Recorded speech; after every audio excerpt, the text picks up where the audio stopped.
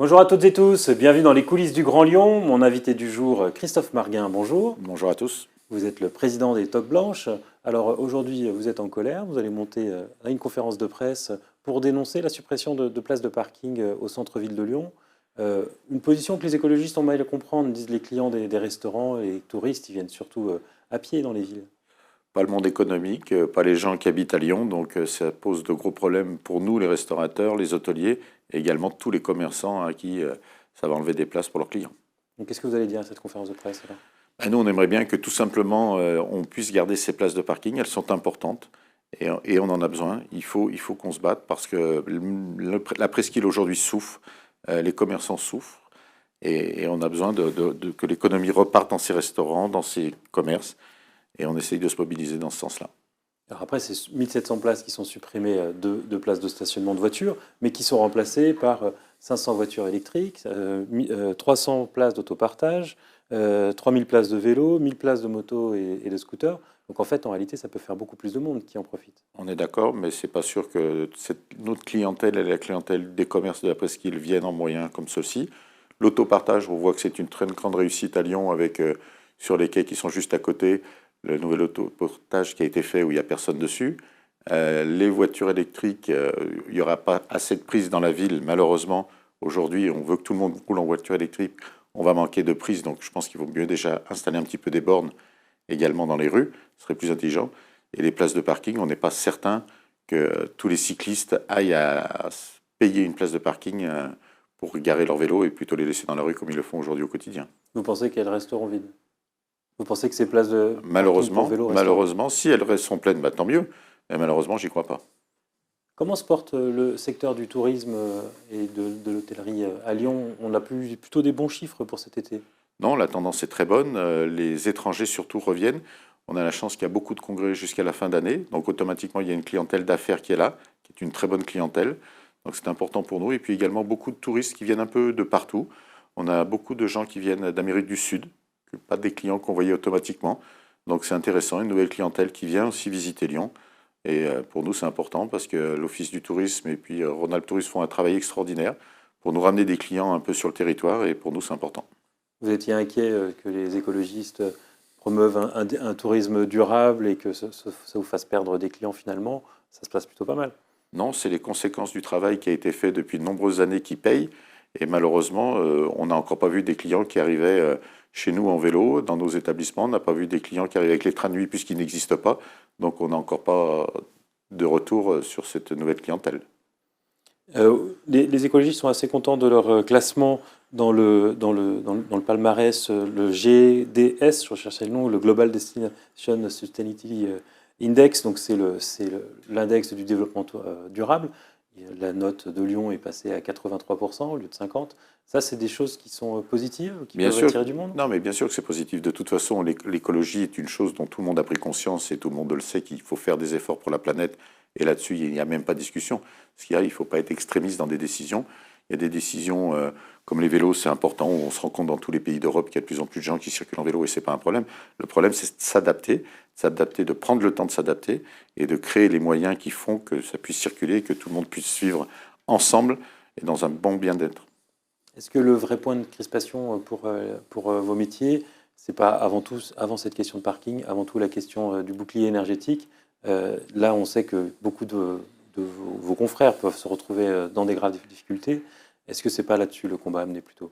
Aujourd'hui, au quotidien, c'est vraiment un sujet important à travers nos syndicats. Donc on s'investit beaucoup là-dedans parce qu'on a beaucoup d'entreprises qui vont se retrouver dans le mur.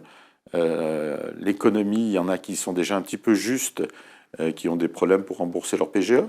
Et ce bouclier énergétique qu'on l'on demande, il est très important parce qu'il y a des augmentations qui vont de 5, 6, 7 fois les montants d'énergie qu'on payait.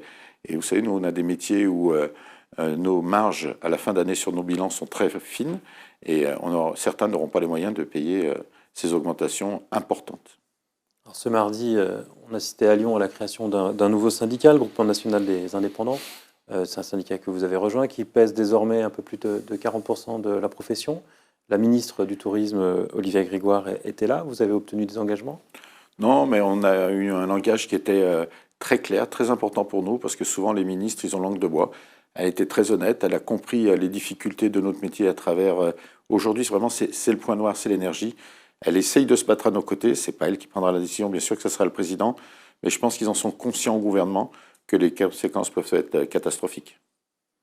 Autre point de crispation en ce moment, c'est la question de l'emploi, du personnel. On a entendu le gouvernement promettre peut-être des régularisations pour les migrants étrangers qui seraient dans les secteurs en tension. Est-ce que c'est une solution pour vous? Alors, je vais enlever le mot migrant, on va dire, pour régulariser des étrangers en général. Pour moi, c'est pas un problème. Aujourd'hui, j'ai embauché un Ukrainien et j'en suis très heureux. Donc là-dessus, c'est pas le problème d'avoir des gens qui viennent d'autres pays nous rejoindre, et c'est important même, je dirais.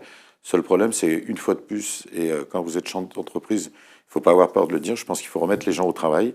Quand dans nos entreprises, il y a 250 000 personnes qui sont inscrites à Pôle emploi et qu'on doit rechercher à peu près 5 ou 600 000 salariés, je pense que si on remettait les gens au travail, déjà, il y en a beaucoup qui pourraient faire tourner un peu plus leurs entreprises, alors qu'aujourd'hui, certains sont obligés de fermer des services parce qu'ils n'ont pas assez d'employés pour servir leurs clients. Finalement, vous partagez l'analyse de Laurent Wauquiez sur le cancer de l'assistanat?